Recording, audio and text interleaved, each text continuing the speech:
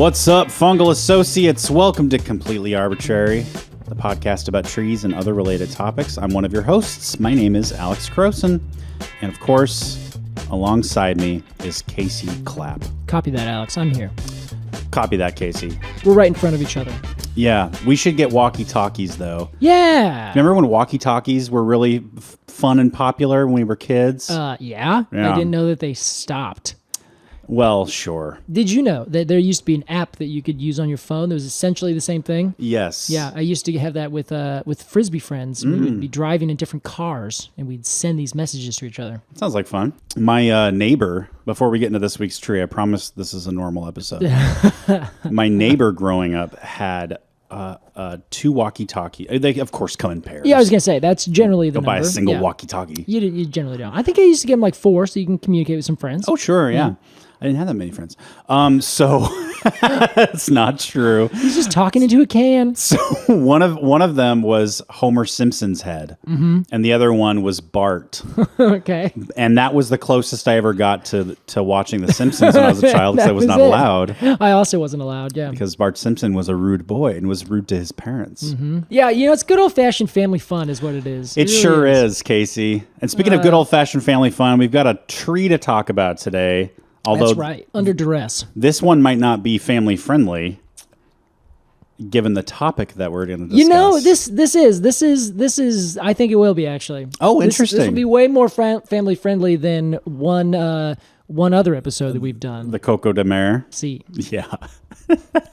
Yeah. Well, of course, that tree, and I have to look at this. I have to look at the words because it's called the black tree fern. Uh-oh. Now, fern is last. Yes. Which tells me linguistically that this is not a black fern tree. Yes.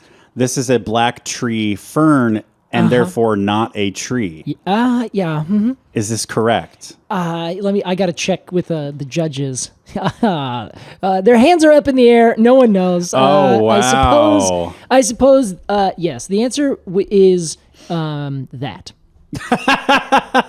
Well, we've got some things to say. You probably have some questions, but we got to do so after a break. We'll be right back with Completely Arbortrary.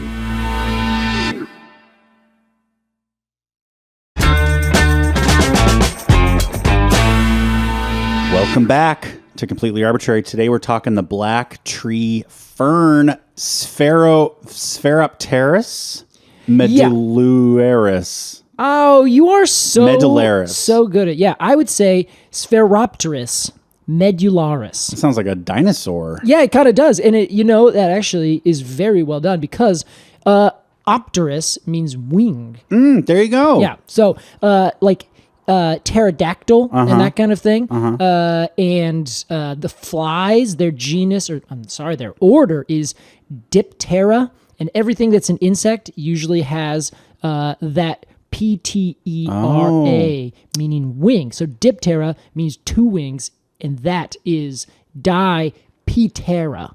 Interesting. Yeah, well, we just pronounce it with the P. And medullaris kind of reminds me of the first thing I thought was Medusa. Yeah, honestly, yeah, it might be. I don't know, actually. I didn't look that up. I sometimes get very one-eyed, one-minded when I'm looking up onto these trees, and sometimes I have to depend on you to do the linguistic part of it all. Casey, one-eyed, that's a different Greek monster. Oh, shit, you're right. Sorry.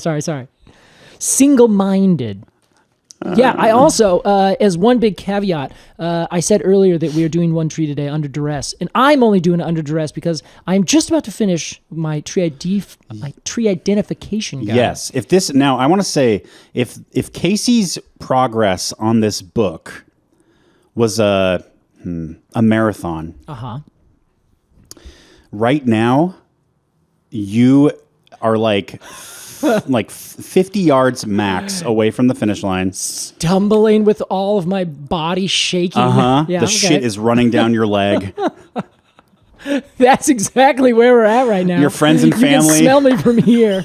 Your friends and family are clapping and freaking out because you're about to finish. And they're looking over, say, well, who's going to give him a ride home? It's not me. Get out the hose.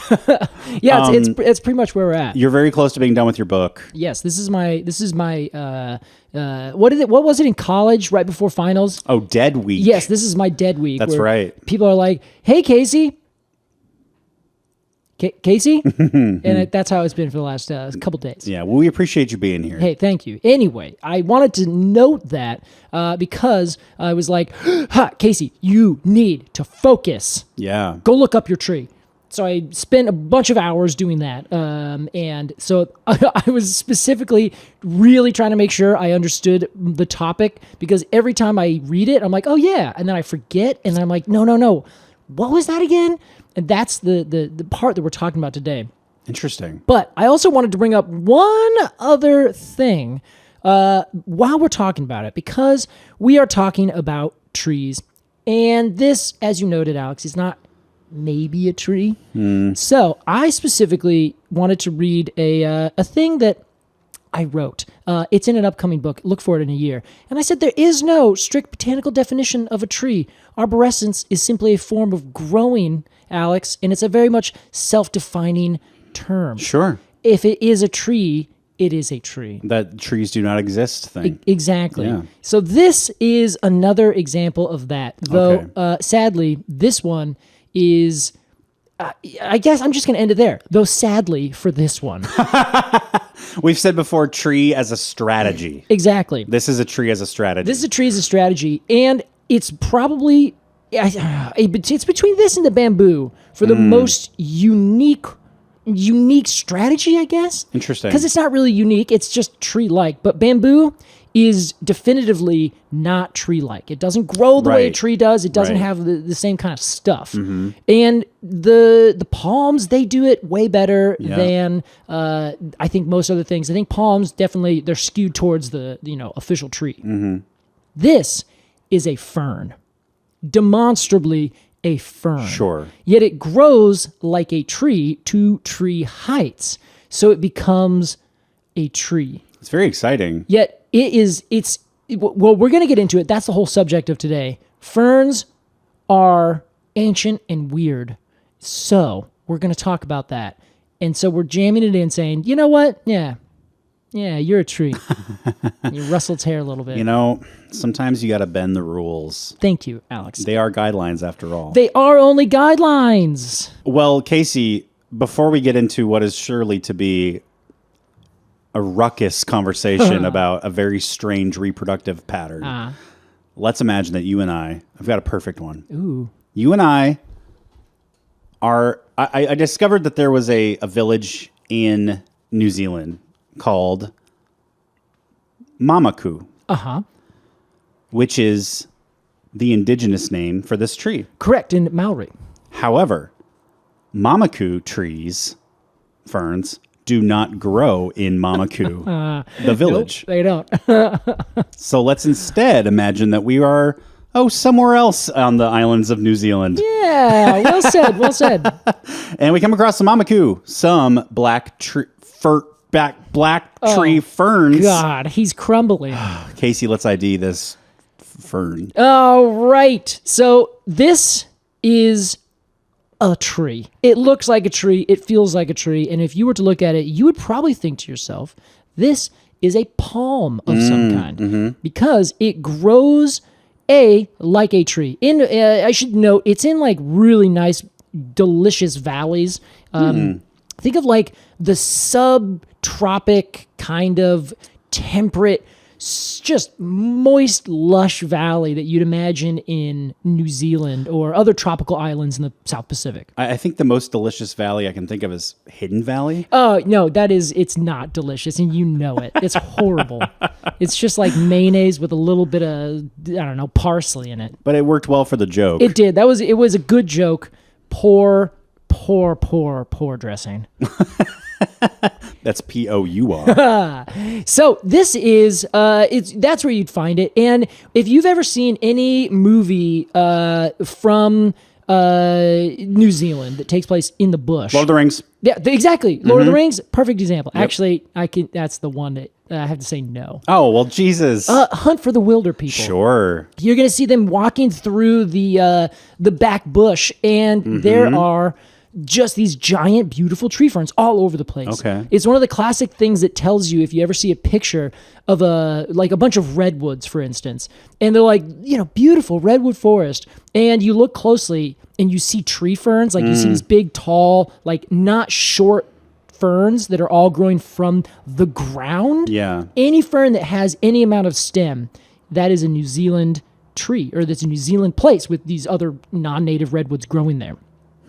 So anyway, they are a really quintessential kind of component of these kinds of forests. And they grow, like I said, kind of through a bunch of different islands in the South Pacific, from the Pitcairn Islands to Fiji, and mostly in the North Island of New Zealand. Lovely. They grow, Alex, and this is the thing that we have to really understand.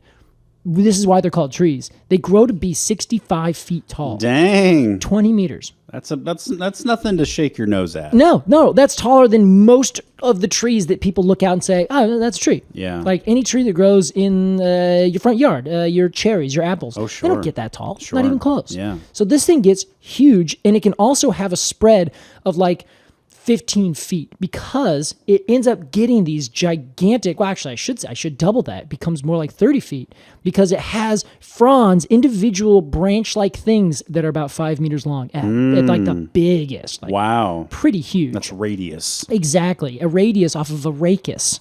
Nice, Casey. Really nice, Alex. Really well done. Hey, if we were young Roman boys, we would just be having a great time right now. Well, yeah. I'm sure we would. Don't they have like wit contests? Oh no! It was like a popular pastime of young boys, was just to have little rap battles. I was going to say that's what it sounds like. Yeah. They're just getting out there and just throwing puns at each other. That's right. Yeah, that sounds like the best way to fight. Now the big thing when you walk up to these trees, the first thing you'll notice is that they have these big, very dark black stems. Yes. And that is like different than most ferns. Most ferns do not create any kind of pedestal that they grow on, or pedestal that they grow on. They always stay on the ground, rooted there. So this ends up growing this kind of taller thing, and it has, like palms, a mark that's on the side of the bark that is left once the whole frond falls off. Sure, yeah. Now, what they call it with ferns is a stipe, and that's Yes. S-T-I-P-E. Okay.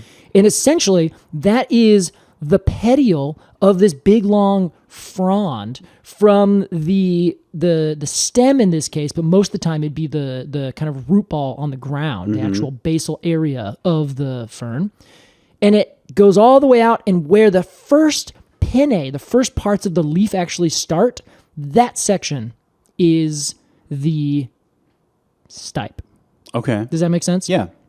Everything else after that, where after the leaves you actually see them start to split up, that becomes known as the rachis. Where like the foliage starts? Exactly, Okay. precisely. Okay. And this has 3 different pinnaes. So it is essentially tripinnate.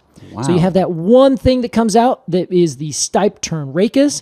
Then from there, you have the next little ones that come out, and then the next ones, and then those have little teeny tiny pinnae on top of them. That's incredible. Yeah, so it's like a fractal, You just keep zooming in, and you get further and further down. Yeah, yeah. Now, they are all, whenever those big fronds fall off, they leave this very telltale hexagonal oval-shaped kind of thing on the stem. So if you look at the stem, no others have this, at least no other similar species. And it just looks like there's this kind of honeycomb pattern all the way up the side. Totally. It's very dark. The stipes themselves are very, very dark as well. So that's why, of course, they call it the black tree fern, because everything about the stem and these stipes are very, very dark. Yeah, it's got kind of like a black beetle exoskeleton Yeah, it looking kind of does. Yeah. skin on it. It really does look like something that's like unnatural. Like you can almost be like, oh, someone painted that, right? Totally, yeah. Like a shiny black. Yeah, exactly. Now, each one of these are covered with this kind of this really rough scaly kind of material, and each of these scales has like these teeny tiny spines on it. So if you look at a bunch of pictures, and unfortunately I looked around for these, but we don't have them where we're at. This is the kind of plant that you can get in a kind of a fancy botanic garden this far north, or if you are you really protect them, hardy kind of trees in a very special garden, or you go down to any of these tropical islands, you can find them all over the place. So I can't find one myself, and I had to just keep finding all these individual photos to kind of get an idea of what these look like.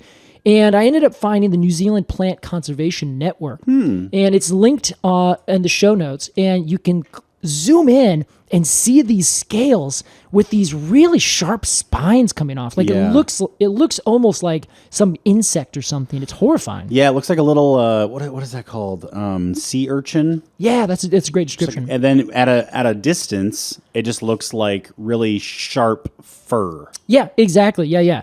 And I don't believe that it's sharp enough to like really hurt you, but I think it's sharp enough that you'll be like, ooh, I don't really want to mess with that. It looks like it could maybe like splinter, and like later that night you'd be like, oh fuck, I got something in my finger. I literally have one in my finger from this last weekend. Still, I tried so hard to get it out, and I couldn't do it. And I just decided I'm just going to leave it and let my body take care of it. That's right. Yeah. Yeah, it's just going to go.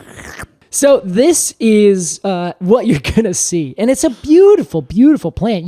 I've watched a bunch of videos. I've seen a bunch of photos. And for those of you down in New Zealand and any place that's kind of semi-tropical, or you've gone to a really beautiful garden, you have certainly seen these. They may have not been that big, but they are majestic. To me, like, it's very easy to compare them visually with a palm. Yes, right? Exactly. That's exactly what they look like. But I also think that they've got this uniqueness about them where I'm like, you just surface level, you look like a palm. Yeah. If you look any closer, it's like a lot of interesting things are going on. I think that is mostly the texture of the leaves that does it for me. Okay. The spines? No, that's scales on the... Yes. No, just when you look at them. Oh, I got you. So sorry, the visual texture. Yes. And it's because whenever you get a... like you have a palm, and a palm has these big leaves, but the big leaves have big pinnae, and they don't continually split to get smaller and smaller and smaller. So it's almost like if you take a mimosa or some other kind of acacia that has these beautiful, teeny tiny little leaflets, slap those and intermix them with a palm that has gigantic leaves. Put those two things together, and you get this really unique texture of giant things made of thousands of little miniature things. Totally. And that's what I think sets this apart, where you're like, it looks like it, but something's off. Yeah. I think it's that little textural difference. Cool. And so the other cool thing about this is that just like every other fern you've ever seen, it creates fiddleheads. Yes. So there are these gigantic fiddleheads that start to curl out. Yeah. And then each one of those pinnae curls out themselves, and you can get these like meter long, like more than that. It's like 5 meter long curly fiddleheads.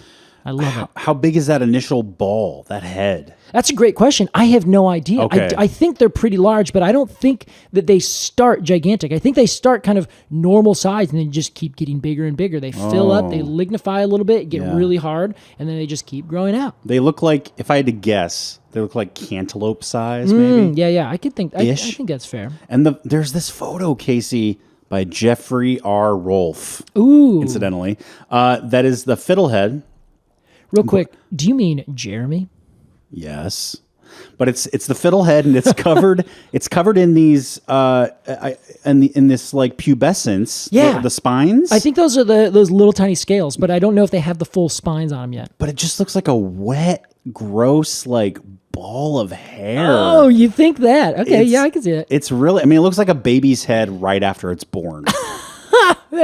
See, what you see is very different than what I see, Alex. What do you see? I see like the hand of an otter. Totally. Like, it looks adorable to me. Absolutely, yes. But it's also gruesome. But it's also gruesome. In a natural sort of way. Yeah, exactly. I think that's very fair. You say as all otters are. Yes, exactly. Yeah. Yes. So here's this tree, Here is this like incredible, obvious tree thing. Tree thing. It's the best. Is as close as we can get. But you know what? We've already talked about monocots and fucking bamboo. So like, what else do we got? Like, we're bottom of the barrel. Sure, now. yeah. Now, as long as it's like just a little bit taller than me, that's a tree. Alex, you're a tree. What? Cool. I am surprised, though, Casey, that the common name, black tree fern, does not have a hyphen between tree and fern. Yes. As I would do personally if I were naming this thing. Exactly. But that is kind of a funny thing, because tree is not like a particular thing the way a fern or a cedar or a spruce are a particular thing with a strict definition. Sure. I think that this is reasonably okay. Okay. Because it could be, but it would be like, I think what you're missing is maybe like the literal word like would be the tree-like fern. Yeah. Then you'd get that dash, because really tree and fern is saying it's kind of it's a smash of words put together. It's like a compound word. It's a tree fern. It's not a fern. It's not a tree. It's a tree fern. Okay. You know? Not the but it is a tree-like fern. Exactly. I think they just took the like out. So I guess what I'm saying is I would agree with you that a dash would be appropriate. Okay. However, convention in terms of naming does not require it, because nothing is technically incorrect. Well, that's where me and the experts split, I guess. Yeah. You know what? I'm siding with you, Alex. I'm a little underground. I'm a little underground. I want to see a bunch of like underground botanist videos. You know, like they're wearing masks. They have a voice modulator. They just like don't know anything. Yeah. Splitters have no idea what they're talking about. The lumpers era is coming. Do not trust taxonomy. Do not trust. And then someone tackles you out of the way, turns off the feed. And also 9/11 was an inside job. Wait, what? Radical botany, baby. Talk about lumping, huh? Yeah. If it's a conspiracy, lump it together. We'll theorize for sure. So the big thing that I think it makes this unique, every single other tree thing that we've covered on this show has a very specific way of reproducing. Yes. That is called I make seeds. Yep. And they make seeds, and they grow a new organism from those seeds. Specifically, they have two different parts. One that has, in the flowers each, one that has pollen and one that has an ovule. Inside the pollen is the gamete, which is essentially the male reproductive cells. You can think of these as a sperm and an egg, Precisely. respectively. Precisely. Yeah, respectively. Yeah, I think you got it right. Sorry. And if not respectively, opposite of that, and you'll get it right. Just because there's only two, so you know. I got you. Yeah, okay, great. So you have the ovule that is of itself the female gamete. It has only the, they use the term maternal side, and then there is the sperm side, the paternal side, that is the pollen. Yes. So you take those two things, you put them together, the pollen fertilizes. In fact, it's called usually in most plants double fertilization, which we'll talk about some other time. Wow. But they fertilize that ovule. That ovule that is fertilized then becomes a seed. Yes. The seed has the germ of the next individual already inside it. That is essentially, it goes from two haploid gametes to one zygote. Oh my God. That's diploid. So these are all terms that we're going to use in just a second. So I'm introducing them in a way that's very easily understood. Yeah, so do it one more time because I'm a bit dumb. All right. But very briefly. Yeah, you're insulting our audience, Alex. Well, that's just me. Oh, insulting myself. Oh, okay, all right. That's my brand of humor. Yeah, I guess that is fair. Don't come at me now. Don't count me out now. 4 years later. Okay, so you have two parts, male and female. Yep. Got on a flower. Pistillate, staminate, respectively. Yes. So the stamens produce pollen, inside of which is the male gamete. Yes. Which is haploid. It has one set of chromosomes. Okay. Hap is in half. Okay. Usually things would have two. This one has just one. And it needs to find its better half. Its better half is produced over in a different flower, potentially on a different tree. That is the pistillate flower, or the female flower. Yes. Has an ovule inside of an ovary. Okay. That will get on top of the ovary. You get the little pollen, goes into there. Yeah, that's it. goes down, and then the male gamete goes down this pollen tube into the ovule. Yeah. That ovule is also a female gamete, as I said, and it has also half of the chromosome. It is a haploid cell. How lucky that they met. Very lucky, because now they're going to get together and they will create a diploid zygote. Yes. Which is the germ. And then I said that double fertilization, we're not going to worry about it, but essentially one of those fertilizations becomes the germ. The other one becomes the giant stuff next to it that the germ eats, which is the seed that we know of. Which is like the placenta. Yeah, for sure, Alex, yeah. Force you to agree with me. Yeah, so that creates the seed, which now has the genetic material to create a whole ass tree. Exactly, and it is genetically similar but distinct from the two parents. That's right. Wonderful. That's spectacular. Great. High five. And the process continues. The process continues. That'll then happen again. Yep. So those two specialized little cells, the ovule and the, we're just going to say pollen for lack of just for clarity's sake. Okay. Those are two specialized particular cells that are the sex cells of plants. Great. Ferns also do this. And this entire idea is called the alteration of generations. You've heard about this. Wow. We've talked about this a little bit before. Do you remember anything about it? This is like bro podcast material. Is You it? guys heard about this alteration of generation? Yeah, Basically, you guys it's saying fucking heard about this? Give me a beer. this is bordering on white supremacy here. What? I don't know. It just sounds like something that a white supremacist would be talking about. The title "Alteration of Generations." Oh, it sounds I like see. eugenics to me. I thought you were talking about just the fact that I was like, "Yeah, what's up? All right." And No, you're like, oh, no, man. no. You sound like I was like, "What the fuck?" That term sounds like a cousin to eugenics. I see. What we need to do is implement The alteration of generations. Yes, exactly. Yes. All right. I see. Okay. It is not. And if you're listening out there, first off, stop being a white supremacist and don't take our term. First New Balance, now this. No. Oh, that was good. Okay. So the big thing that blew my mind when I first learned about this is it's very well known in biology and has been for a long time. Okay. This was never covered in any science that I ever took. Wow. Perhaps I just did not take the right science. Sure. I don't know. Well, you were focused on trees, which this doesn't even have to do with. It does. Oh my God. It does. Because the idea of alternation of generations means that diploid versus that haploid, those are two different generations of a plant, two different sides and states of being of the life cycle of a plant. They are? They are. Now, trees have single cells that are those gamete cells, those individual ovules and those individual pollen. Those two bits, those are super duper reduced. They grow in very specialized parts on these trees and they're hidden away and that's it. It's just almost single cells.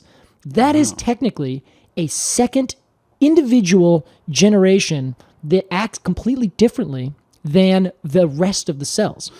Oh, wow. They can reproduce sexually. All the other cells on that entire plant do not reproduce sexually. They only split in two and they're exact clones of themselves. Sure. That's it. Yeah. But they cannot actually create a new genetically different thing from something else. You can't create a tree from a hunk of wood. Precisely. Yes, exactly. You can't just redo it. So This is not groundbreaking. it's not groundbreaking. In fact, none of this is groundbreaking. Everyone should know about this. It just turns out I don't, so I'm sharing it with you and everybody else. Well, I don't either. So Okay, excellent. So this here's is exciting. two.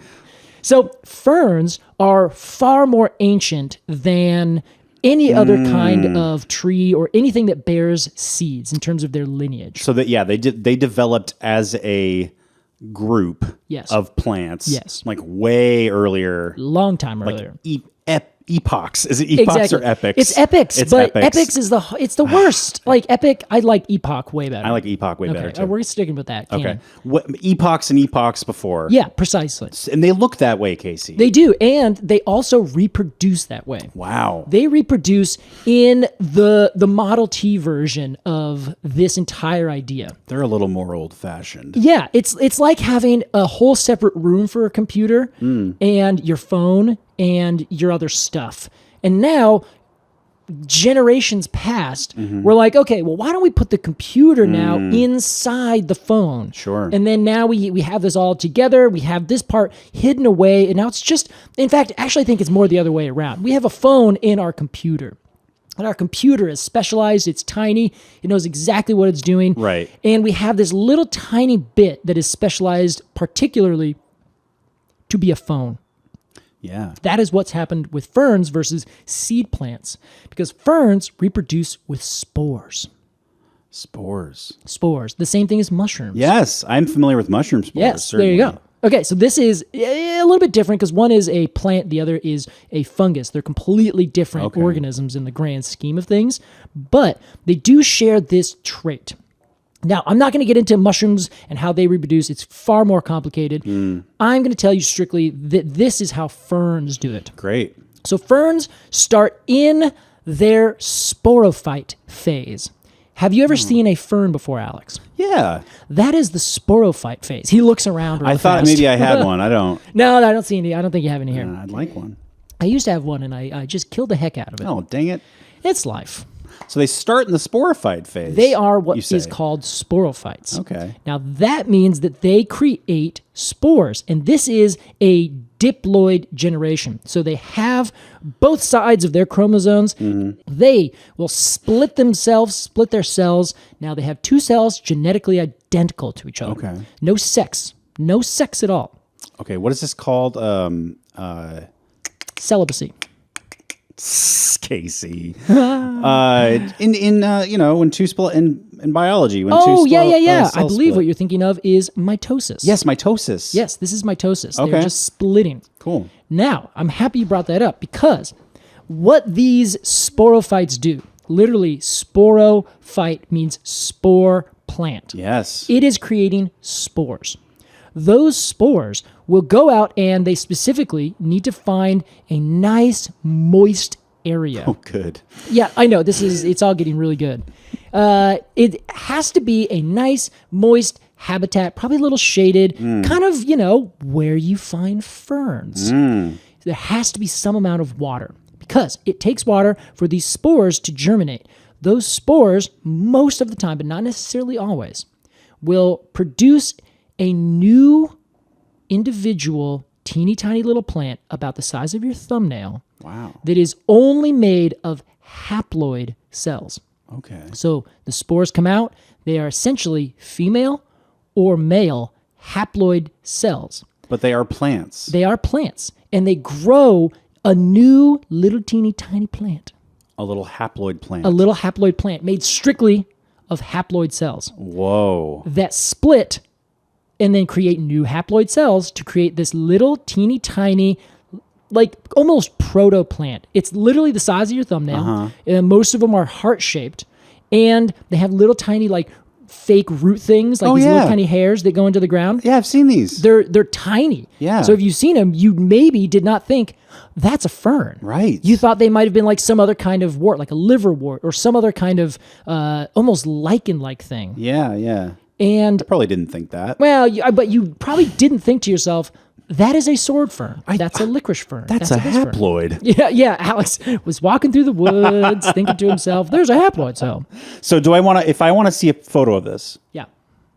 fern sporophyte? No, because these are now the gametophyte Oh phase. my God. This is the alternate generation to the sporophytes. I'm starting to see it. Sporophyte creates spores. Spores are most of the time female and male. One has ovule and the other has sperm. The sporophyte phases will then grow up and release their sperm, and their sperm will swim through the water. It will find the ovule of another small little gametophyte. that little gametophyte, and a gametophyte, gamete producing plant, will then get fertilized by that sperm. That sperm and that egg will then fuse together, and now they have become a new sporophyte. Right on top of that old one that's just kind of sitting there, it essentially disintegrates. But now that you have put together these two bits, they have all the genetic material they need. They send down roots, they grow up stems and leaves, and they create the next generation. Wow. We've just now gone one full cycle. Can I break it down? Yes. By the way, when you say sperm, Yeah. is it pollen? No, It's spores. This is, I read and specifically said sperm. Because it doesn't have to do anything with pollen. No pollen whatsoever. This is a pollenless plant. Yes, exactly. Okay. It has sperm that move through the water and find an ovule.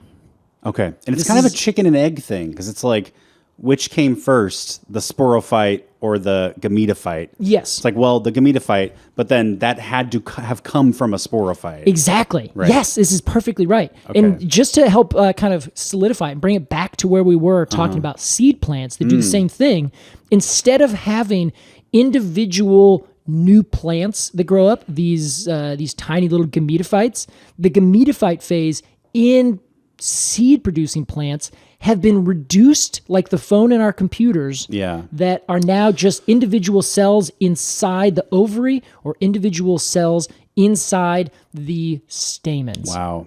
Then they fly out and they find each other, and then instead of having water, they still need water on the very tip of the pistil on the stigma.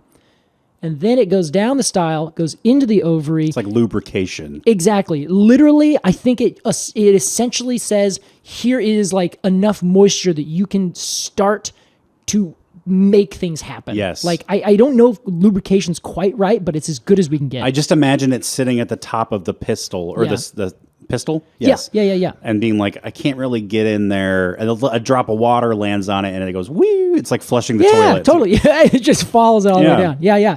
But the thing is, it's produced by the plant most of the time, this moisture. Oh, okay. So it doesn't necessarily need to be wet outside, which means that now the plants are taking their life into their own hands. Self-lubricating. It's their self-lubricating, Alex. Exactly. Okay. Anyway, I'm sorry. You're right. This is not safe for kids. I should call Is her. it too late to tell us?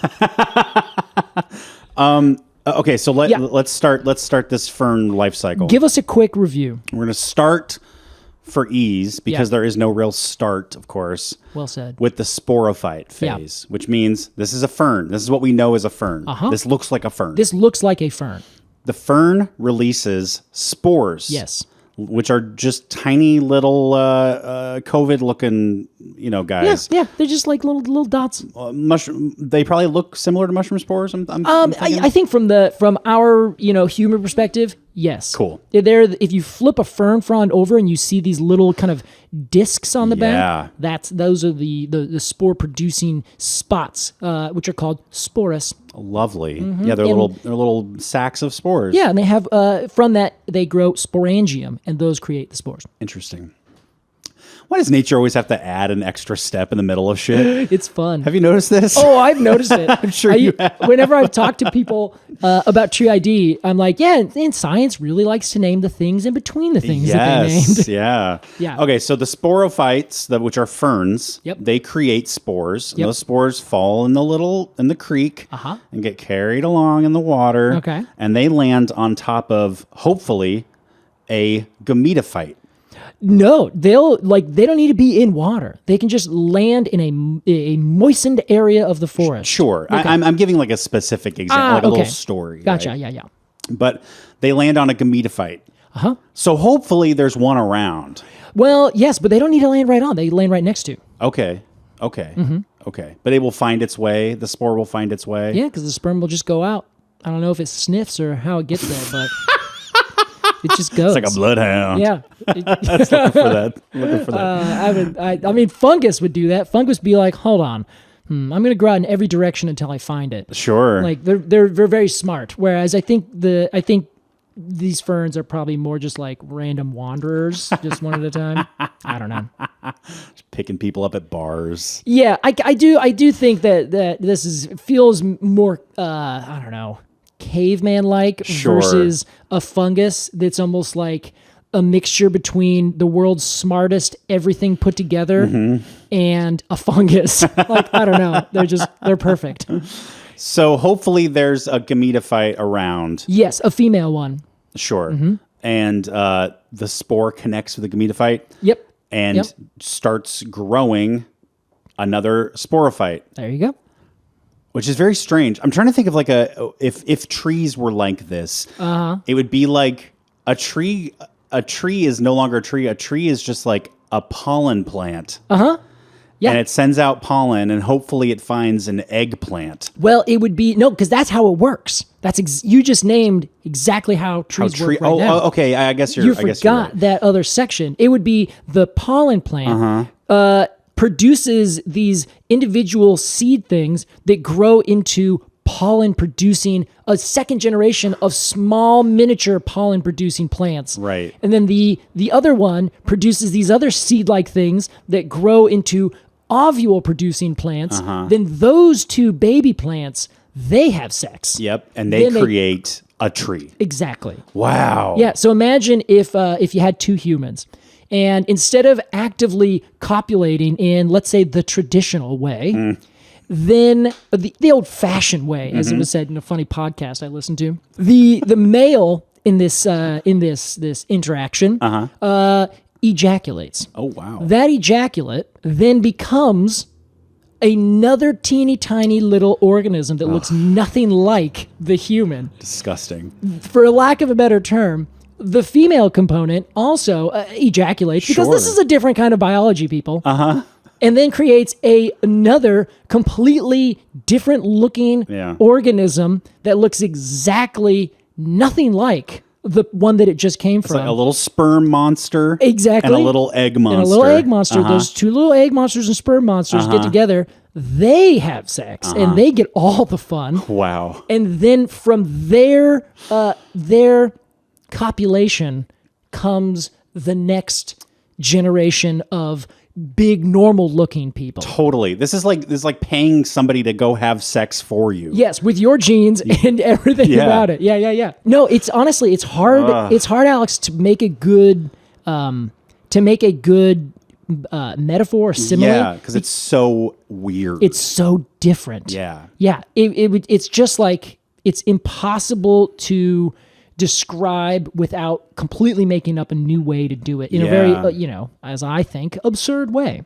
Sure. But it's become a fun because the story. way you were raised, Casey. That is true. I was raised extremely conservative. But it is interesting to think like kids come from storks. Thank you very much. Mommy and Daddy go in the other room and they have play fighting time. And then a bird comes with your brother. Oh, that bird comes.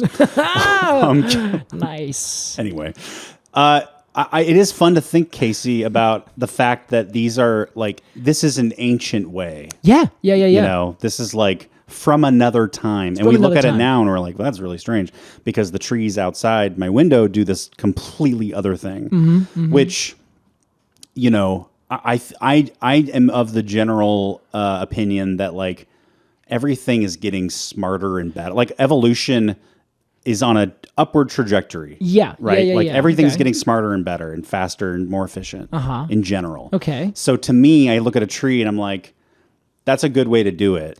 Yeah. You know, and then the ferns like, oh, that's really interesting, kind of like almost like old, like primitive way of thinking about procreation. You know? Yeah. Do you know what I'm saying? Oh, I totally do. It's very much a blocky kind of chunky way to do it. Yeah. Where it seems extremely inefficient.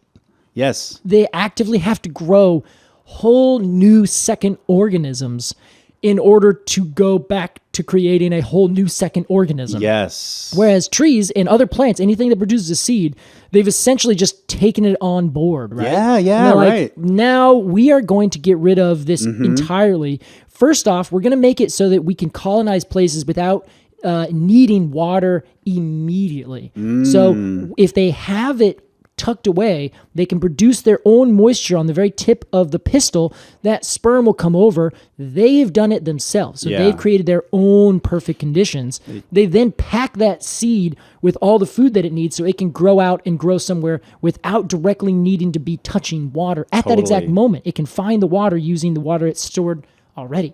Smarter, it's more efficient. It's probably like it uses less resources. Well, it almost certainly uses less resources. Almost certainly, yeah. And it's probably way faster too. Yeah, it's all in-house. Yeah. The thing is, with ferns, you look outside, they are extremely successful. Yeah, they're prolific for sure. But they are only prolific in certain places. So you don't really find them in deserts. You don't really find them growing wild in places that are dry or a little bit more extreme. You don't find any plants in deserts. Well, I guess that's technically not accurate. Any, but you know what I'm saying. You don't find trees in deserts usually. The Sahara Desert has the Sahara that's cypress. An oasis, Casey. Oh, come on! All right.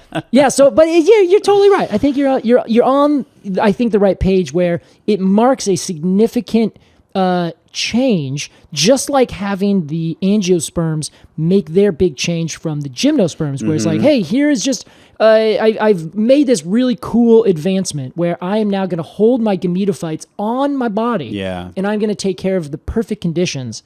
Now, the angiosperms say, great, I'm actually going to enclose that in this fancy ovary, and I'm going to specialize all these other parts to make it almost certain that something is going to work and have better reproductive success with dispersal or with that little extra bit of evolutionary pressure where you can't just have whatever piece of pollen lands right on it. Cool, great. Now that has to work a little bit and get down that tube. So it essentially creates this, everything, like you said, is just one step up in like kind of specializing. Totally. So now, the angiosperms start using insects to do all their work. So now it's just, it's way more complex than you could ever imagine.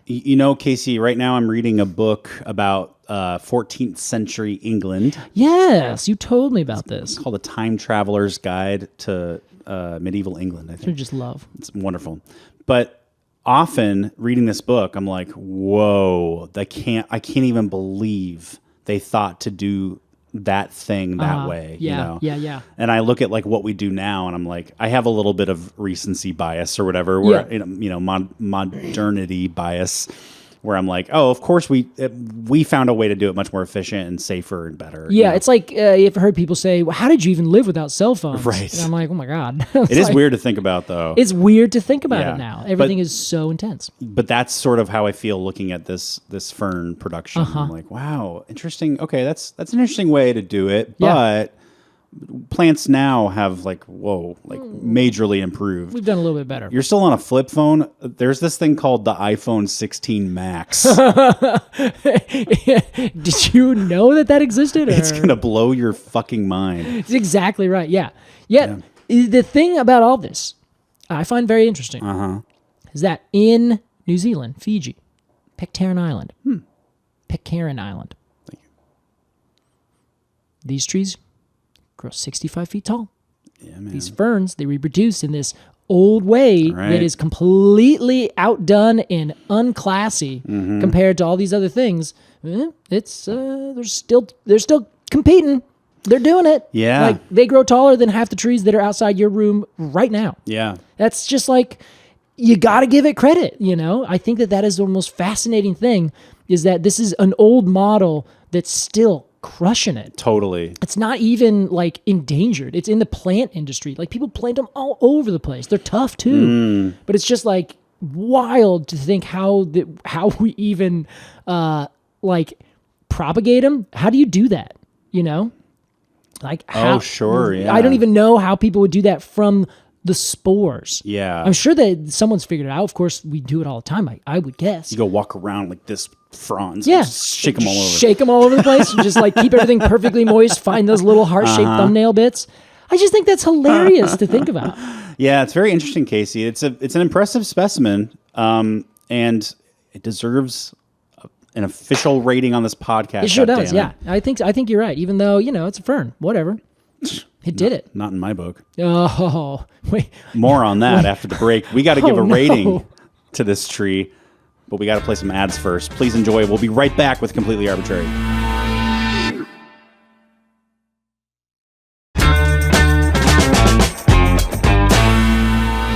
Welcome back to Completely Arbortrary. That was our discussion of the black tree fern. But Casey, it's time to give it a review. Let's do it. Here's how it works. We're going to give some final thoughts on this black tree fern and then give it a rating of 0 to 10 golden spores of honor. Ooh. Casey, I love it. as our resident expert, we'll begin with you. All right. Thank you, Alex. I appreciate the opportunity. This is something I've wanted to cover for a long time. Yeah. Just because I think it's interesting and it blew my mind when I first learned about Totally. it. There is a second generation of little not fern ferns that are all haploid.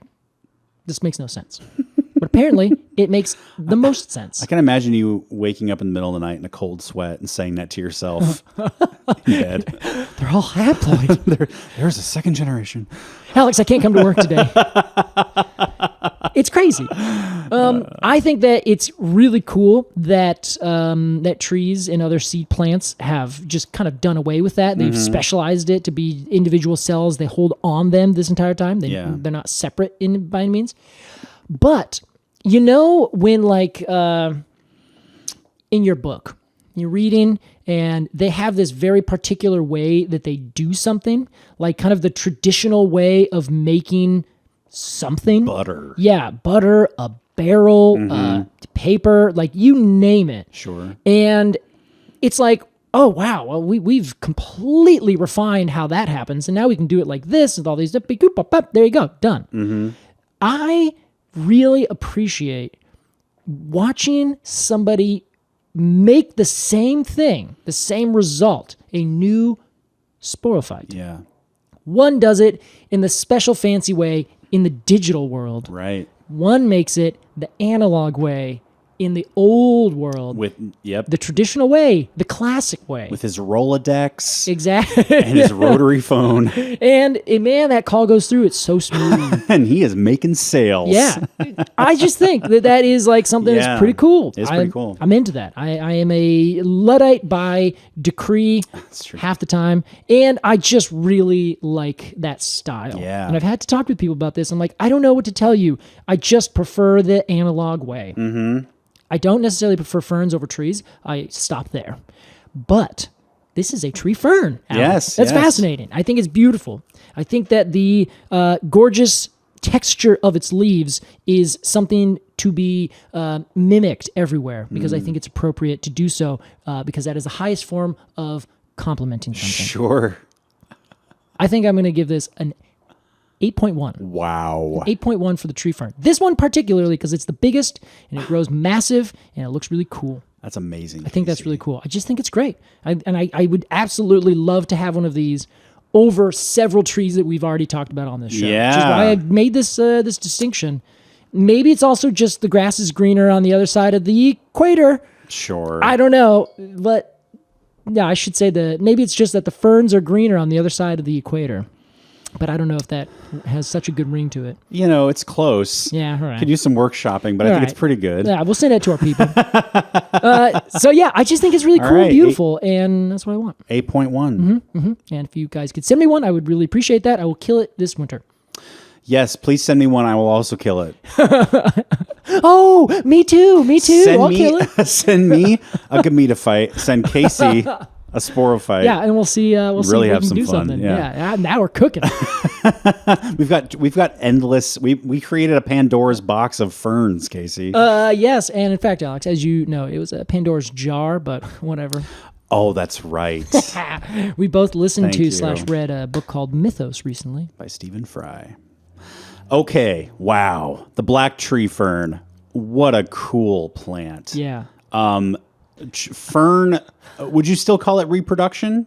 What is it called? Oh, it is. It's 100% reproduction. Okay, yeah. This is this is 100% how all plants reproduce sexually. Yes. And this is in particular relief in the non-seed plants because they do it with these two very obvious, literally split generations. Cool. Great. Alex rolls his eyes. You wanted this to be way more seedy, didn't you? See what I did there? See what yeah, that was a good one. That was a good one. It kind of passed by me. Man. Okay, yeah, spores are cool. I said it. Ferns are great. I think they're very, very interesting. It's so alien to me as somebody who has learned so much about the way trees reproduce. To hear this like archaic, like you said, analog way of doing it, I just think is really fascinating, Casey. And this fern is not just a bottom feeder. No, this thing is like, hey, you know what? No, I'm going to compete with the young guns. I'm going to shoot up out of this jungle, and I'll see you later. And it did, and it's awesome. And it's so big, too. it is. It's gorgeous. It's huge. It's not even just big for a fern. It's big for a tree. I think it would be taller than the building we're in right now. That's amazing. Yeah. You know, we talk about like the kind of the tax brackets of tree height. You're like, that's considered a small tree. Yes. Yeah. Is this considered a medium-sized tree? Well, if I was writing a book where I had to define something like Yes. that, I would say that this would be technically a large tree because I go by 30 feet and below is small, 30 to 60 is medium, 60 and above is large. That's what I'm talking about. So this would be a large tree. This is a large tree. And I'm, of course, saying tree with a lowercase t, and that's fine. This is fair. But, man, I got to give this thing like an 8.2. An 8.2, just one up. I see that. Yes, Yeah. I am the gametophyte phase of this score. You won before. Yes, exactly. Maybe it should be 8.3, so there's alternating generations there. So not that, somewhere out there there's an 8.2 and 8.5. We're alternating. I think that's very fair.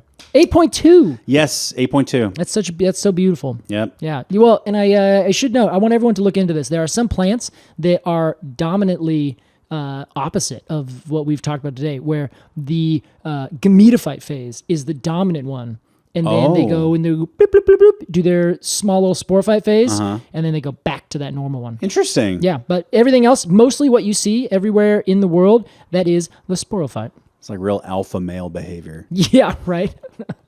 Okay, Casey, that was our review. Congratulations. Of the black tree fern. I love this podcast. Alex. It's me too.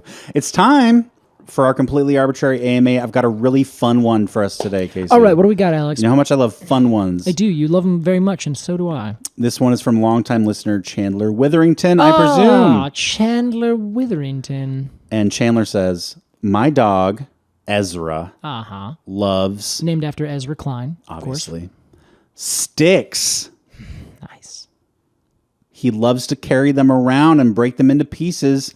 What type of tree would you consider to produce the best sticks? Ooh. Now, I'm hardly qualified for this. I think you're perfectly qualified. You don't own it. You don't raise a dog. No. It's an own. However, when I hear this question, I'm like, okay, great. What category of stick are we going? Because there's dog sticks. Yeah. There is s'mores sticks. There is maybe something you would build a lean-to with. Interesting. Okay. Yeah. You know what I'm saying? I do. Yeah. And you have to consider different qualities for each of these things. For instance, you're putting a spore stick over fire. You know, you want something that doesn't maybe isn't going to catch on fire and burn and smoke a ton. That one would be a green one that is essentially wet, more wet. We're already on track here. Okay, I see. So let's start with dog stick. I would say the best dog sticks I have found. I just went camping with some friends recently, and one of their dogs grabbed a 10-foot stick that on one end was about 4 inches diameter, on the other end was probably about 2. That's a bow. And then just ran through camp and was so excited. It was like it had just caught a giant snake. Amazing. It was like this gigantic stick, and I was like, that's too big for you. Have you seen the video of the dachshund with like a 12-foot stick in its mouth? No. And it's like walking on. People are getting out of the way for it, and it's just knows wobbling that they're along. going to get out of the way. Okay. What kind of stick was that? That was a big leaf maple. And it was dry, very dry. It lost all its bark. Had been up on the tree for years and had finally fallen away. I feel like that's good because it's lighter. Yes, I think that dogs, and this is, again, I'm not qualified for this, but I think that they prefer sticks that are not super hard because Yeah. dogs love to like rip things apart. True. Like, that's their whole thing. It's very much how they eat most of the things if they're not domesticated. Solo, my late dear departed dog, used to take little twigs and break them into like little tiny little segments. Wow. And just like very methodically too. Yeah. He would be like little, and then spit it out, almost like a beaver or something. Yeah. It's very strange behavior. It's very interesting, though. I think that that has something to do with it. Well, it's a dry stick. It crunches. It's able to fall apart easily. Satisfying, yeah. Exactly. I think that there's a satisfaction to that. But you have to think, Casey, a drier stick is going to be lighter than a wet stick. Yeah. And if, say, the dog brings the stick to you to throw, Yeah. you're going to want a slightly heavier stick to give it some velocity. True, a little bit of heft to it to Yeah, carry. Yeah. yeah. So I think that it would be. I think I'm going to say a hardwood, which doesn't have the sap flavors in it. We're talking broadleaf tree, Exactly. probably. Yeah. A maple, an oak, something like that. So it won't have the piney kind of like terpenes and things that'll really be like Totally. They're a little bit sharp, and that's what they're there for. It's also sticky, and I don't mean this in the stick joke kind of way. Sure, we I mean understand. It'll get in their fur, and you'll have to clean it out. Teeth. Yeah, they don't like that. No. So I would say Great a hardwood that's dry, a couple years cured. Okay. Maybe between 2 to 3 feet long. I'm imagining. I'm imagining you as like behind a butcher's counter, but with the counter's filled with sticks. Yes. Now and here we somebody's have like, Linden, dried I'm having 3 a years. party this weekend, and there's going to be a few dogs there. Okay, yeah. Now, can I get some species? Do you have any breeds of these dogs, or Oh my God, that would be so funny. that would be? I would absolutely. I That would love that, is going to exist in Portland in 6 months. and it's going to blow up. Hell yeah. So I think that's what I'd say. Yeah. It'd have to be just Okay. a certain amount of heft, like you said. So it's Yep. good for throwing. But I do want it to be big enough that the dog can spend some time on it. Totally. So I think 2 to 3 feet would be a reasonable distance. Maybe at 1 to 2.5. Because if it chews and breaks it up in 30 seconds, then it's gonna have to go find another stick. Yeah, exactly. Which I don't know. Is that part of the fun? It could be. Yeah. It depends on what type of dog it is. If it's a retriever, you bet. Yeah, that's the whole point. That's in their name. Yeah. Okay, Casey, well, let's talk about s'more sticks. Yeah, You're okay. camping. Let's say you're camping in the Pacific Northwest, where a Okay. lot of our listeners are. Yep. And hey, guys, let's make some s'mores. All right. And it's late summer to Yeah. August or so. I think I would probably go for another hardwood, but I would or even a shrub in some instances. Wow. Because they're usually shorter, lower shoots that are straighter. So they have like shoots that pop up from the ground and kind of go whoop and arc a little bit. Okay. That's a lot of shrubs do that. Interesting. I would probably prefer one of those. Easier to grab. Uh-huh. And it needs to be green, meaning freshly cut, not dried. Because you're going to be putting it Okay. over the fire. You don't want it itself to start to burn. Ah, okay. So you don't want to find one that's been sitting on the ground for a while, Yes, exactly. or unless if it's like been raining. Yeah, but even if it does start raining, it really just saturates the outside and it'll evaporate pretty quick. Because green means if it's coming straight off the plant, Yeah. it is full of water. Exactly. Okay. So I want one that's more full of water so it won't burn too quickly. Great. And I want it to be a small whip of a stick. Mm-hmm. So it would be maybe in the handle, 1/2 inch, 3/4 of an inch long or diameter. And then Rule of thumb, the rule of thumb, in this case, quite accurately said. Yes. and it's dark history. Yes, and this is in a lighter version of Mm-hmm. now. And it would be, 3-4 feet long because you don't want to be too close to the fire. That's true. It's got to be thick enough that it doesn't just go and Yes. like tip over. I think that's a huge thing to consider Yeah. is the flexibility. Yes, You don't want it to be too flexible because then your marshmallow is going to go straight in the flame. exactly. You want some control. And I'd like it also to be easy to whittle. So not a lot of little sticks and twigs and kind of branches that come off of it. Sure, yeah. And it should have a solid pith so that when you cut into it, it's not just a hollow tube. So elderberry, classically, don't use. Okay. There you go. Oh, sure. Okay. It's, Interesting. it's a hollow cane. It has Is a that big. so? Yeah. So it's one way to tell them apart from other things that look similar because they are also oppositely arranged pinnately compound. All right. At least, sorry, I'll stop. Casey, here's my recommendation Yeah, for I s'mores. was gonna say, what do you think?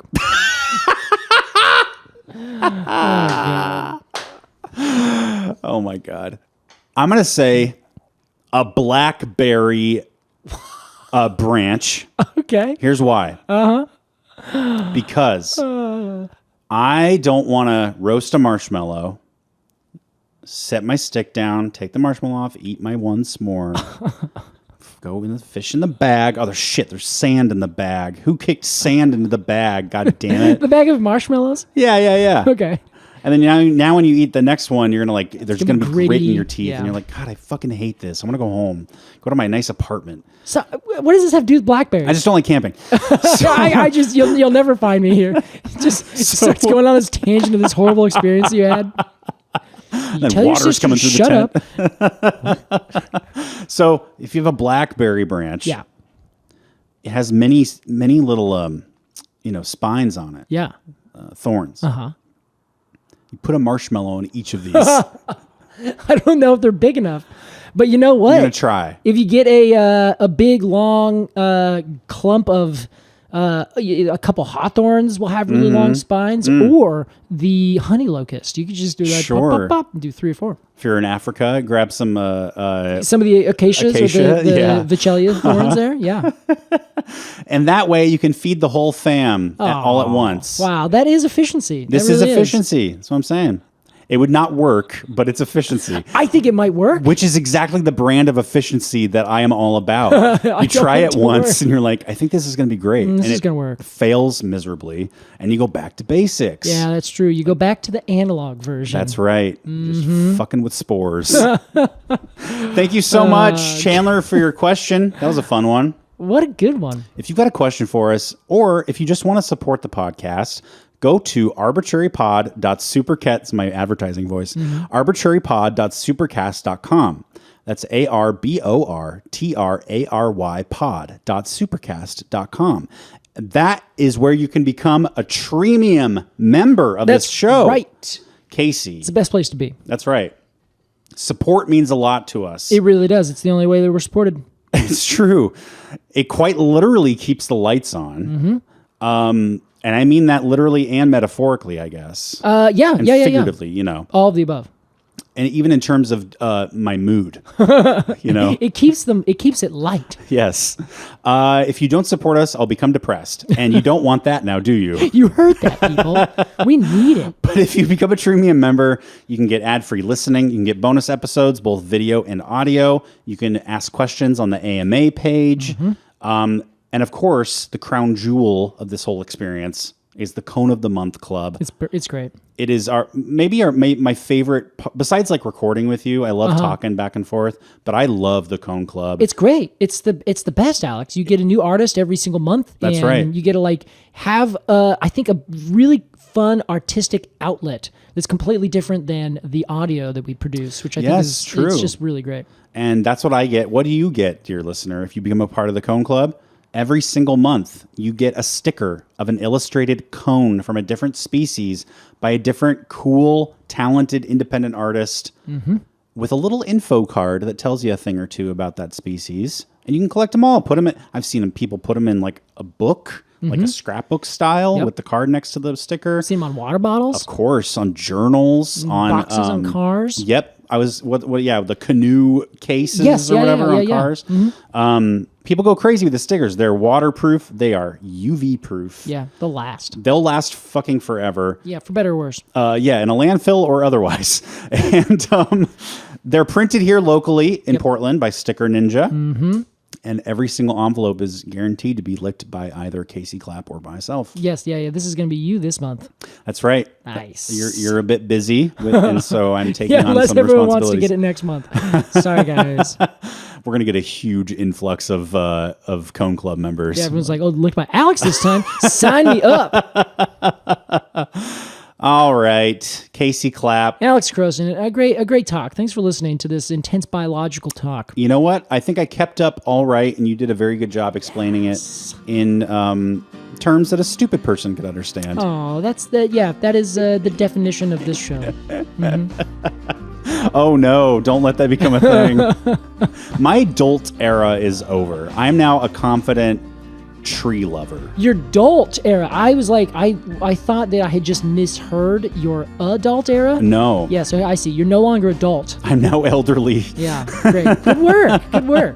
I agree, though, Alex. I agree. I don't think I'm stupid with trees anymore. No, I think you've ascended.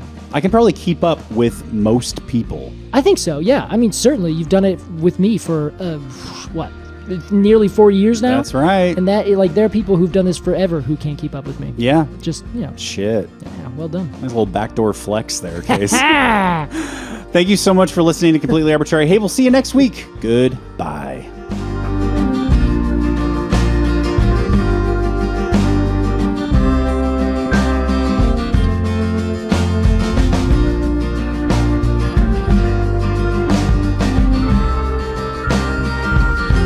Completely Arbortrary is produced by Alex Crowson and Casey Clapp. Our artwork is by Jillian Barthold, and our music is by Aves and the Mini Vandals. If you want to support this podcast and become a Treemium member, head over to arbitrarypod.supercast.com. Thanks for listening.